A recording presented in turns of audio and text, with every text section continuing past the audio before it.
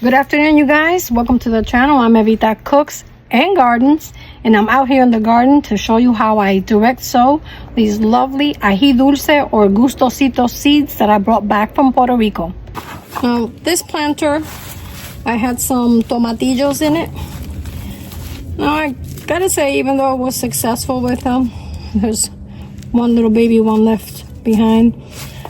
I'm not too crazy about the tomatillo harvest. Tomatillos are pretty inexpensive and accessible in the supermarket.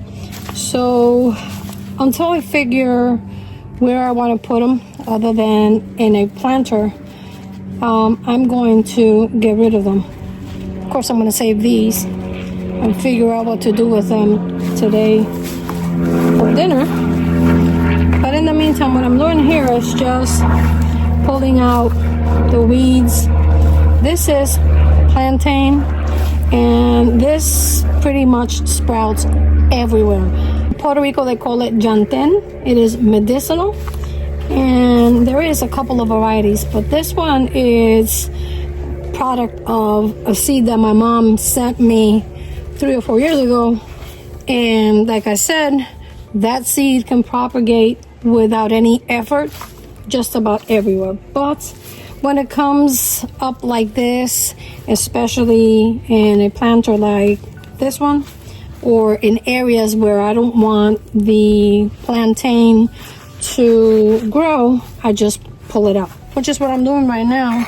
Now, throughout the fall and the winter, I've been amending this soil. I don't know if you can see it there, but I've taken the eggshells, some food scraps, banana peels, orange peels, some of the scobies from my fermentation projects, like the vinegars, the wine, and I've been burying it in here. And those are some of the amendments that I made to this soil. I do that very often because I do make wines and vinegar regularly, whether it's to rinse my hair or for cooking. Vinegars is something that I always have going in my kitchen, like many fermentation projects.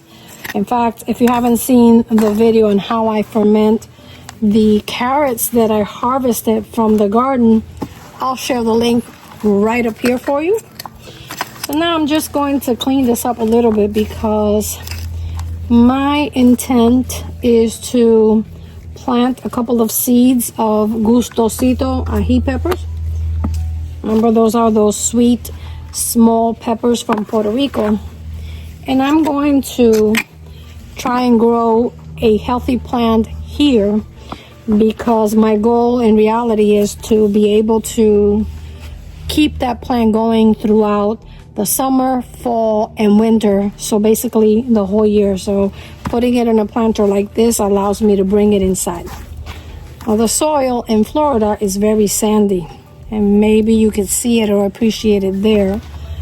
But here's some of those eggshells.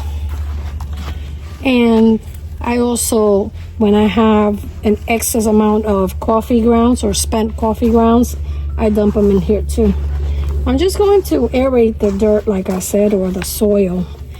And since this soil is the spare that I had, or the leftover from the summer, there's a couple of pebbles in here too. I'll remove those. And here are the seeds that I'll be using. I'll do my best to leave the link of where you can get these seeds, either in the community tab. I'm not really sure if I'll be able to do that on the description box below the video, but I'll do my best. I have some topsoil leftover that I'm going to add, maybe a couple of inches of that to the pot. I haven't really been to the garden center recently because I'm trying to just prepare the soil and work with what I have already. So I'm using what I have for now. Okay. Having a sofrito criollo garden is very important to me. And basically what that is that I would like to grow all the components of the sofrito criollo. But because I am fairly new and I am definitely not an expert in gardening or in any of this subject, I'm doing it gradually. I gave myself the task to try and do something new every year, since the goal is to get each and every one of those ingredients to grow throughout the year, because I would really like it if I didn't have to buy any of those products or ingredients at the local supermarket, which, by the way, I won't name the place. I found out that these people have a couple of locations pretty close to me, maybe about 15 to 20 minutes apart. And by some coincidence, I found out that the prices in each location vary significantly. And then I'd be so lucky that where I'm at, the prices are excessively high. Having the knowledge of the extent in which this particular plant grows, I'm not even going to try to get more than one plant in it. I was gauging it and just trying to figure out maybe I can get one here and one here. But honestly, I want to succeed at this little test project, so I'm not going to take a chance. And I decided to just drop a few seeds, 3, maybe 5 for good measure, right in the center right here. And you need to plant them about 1/2 to 1/4 inch deep according to the instructions. So I'm going to get a few of them, and if I'm successful on my next trip to Puerto Rico, I intend to pick up more of these. I believe you can order them by mail, but there is a minimum order, I believe, and a flat shipping fee. And I don't think I will meet the criteria for the fee. So it's a good reason to travel to Puerto Rico. So I'm going to drop 5 of them in there.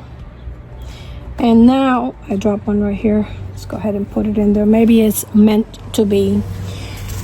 If you're in Central Florida, the end of January, early February is the perfect time to start some of these seeds. Even though I've read that most peppers or nightshades should be started indoors and then transplanted, it's a little too late for that. So I'm going to give it my best this way. And with this one, I probably have about 6 plants of these gustosito or ajicitos going. Cross my finger, it will work. And as it is good practice, or at least my good practice, I'm going to be dusting some of my diatomaceous earth for added minerals, and also to keep those pests away, even though I'm going to moisten the soil. In truth, if you add the diatomaceous earth with the purpose of keeping the bugs away, you should add it at the end and then just leave it as so. But this time I'm adding it for the added minerals. And then of course we're going to feed it with some of this wonderful blood meal.